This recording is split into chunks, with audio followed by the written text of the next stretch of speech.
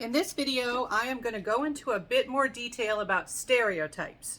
In a previous video, I gave the brief definition of stereotypes. And so to reiterate, a stereotype is a generalization about a group of people. You assume that all the members of a particular group, whether it be a group of people who have a particular job, a particular gender or sex, race, ethnicity, people from a certain college, from a certain country. There's all sorts of different groups that you could have stereotypes about. When you have a stereotype, you assume that they are more similar or more homogeneous than they actually are. So homogeneous means same, heterogeneous or heterogeneous, I can never say it correctly, but heterogeneity has to do with being different, having diversity. And one thing that we know about how we think about groups, we think about our own group, our own perceived group, differently than groups that we do not actually belong to. You have in-groups and out-groups. A group that you belong to is an in-group. For example, some of my in-groups: white people, women, cisgender women. If you don't know that term, that'll be covered in a later video. Professors and people who work in academia, people who are raised in the South, people who really like the music of Joan Jett. All right, these are all in-groups for me. All right, you have your own in-groups. You have your own out-groups. Out-group is any group that you do not belong to. We tend to think of our out-groups as being more similar than they actually are, and more homogeneous than our in-group. So we have this concept of out-group homogeneity.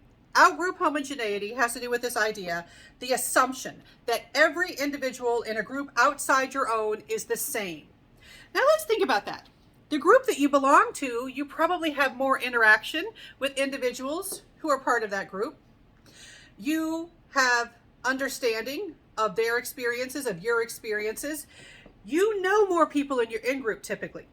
And so you have a lot more examples that show that there is diversity, that there is more heterogeneity within that group, whereas you tend to know fewer people from your out group, and it's really easy to just kind of gloss over any differences and just say, yeah, they're all the same.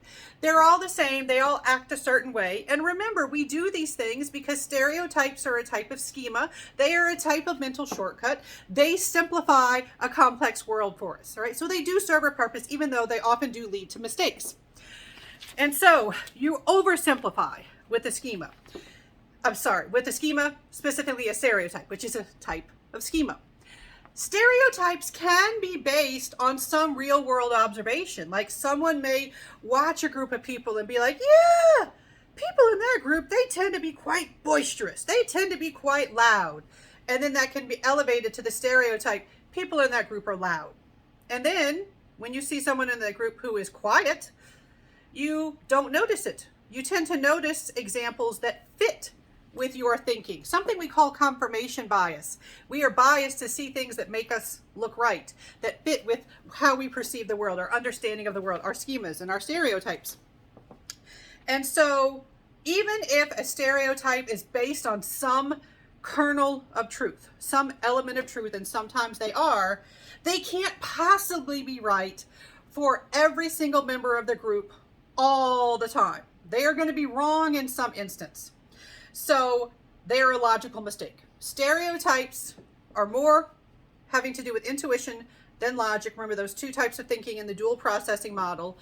Stereotypes are a logical mistake. With logic, you would take the time to get to know an individual person. You would not rely on the assumptions you have based on your stereotypes. And it can lead to errors in judgment, and it can lead to disastrous errors, disastrous effects.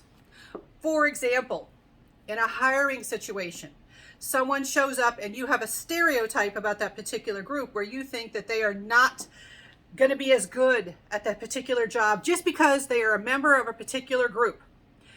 And you don't hire them even though they've got the qualifications, they've got the resumes. All right, and we do have research showing that this does happen in hiring.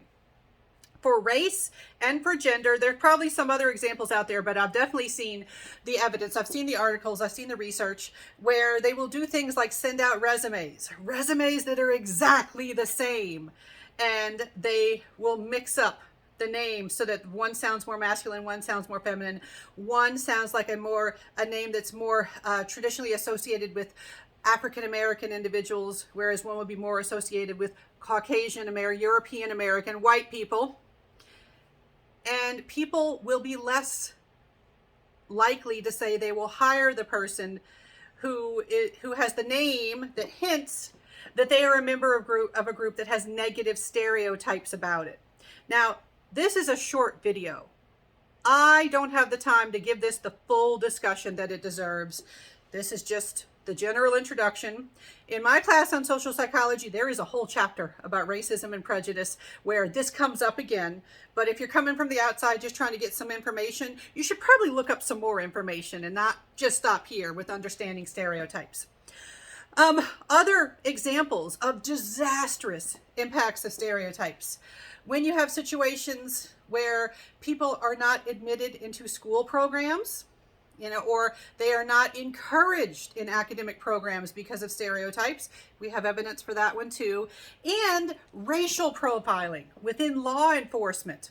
And this, I'm not here to discuss controversy. If you've heard the term, the idea that someone working in law enforcement, they will pay attention to someone as a suspect more closely because they belong to a particular group that is seen as more likely to commit crime. Sometimes based on actual statistics, sometimes fed by these stereotypes. But the idea here is you are not going on this person's actual behavior. You did not witness them do anything sketchy, but they belong to a member of a group. And so they may get, first of all, they could get harassed or even harmed in that situation, or law enforcement could waste their time pursuing somebody just based on a stereotype rather than pursuing the person who actually did it. All right, who could belong to any group. All right, this is a very simplified, basic example. If you are interested in this topics, please, there are more in-depth resources out there. Please go look for them. All right, so these are just some of the examples about how stereotypes, how we understand their purpose. We understand why we have them. You have a natural human tendency to form stereotypes, but they absolutely could lead to harm. So you always have to be mindful of your stereotypes. We all form them. You have to keep your stereotypes in check. All right, think, am I relying on a stereotype right now? Or should I use my logic and do some deeper thinking and try to prevent harm in particular situations?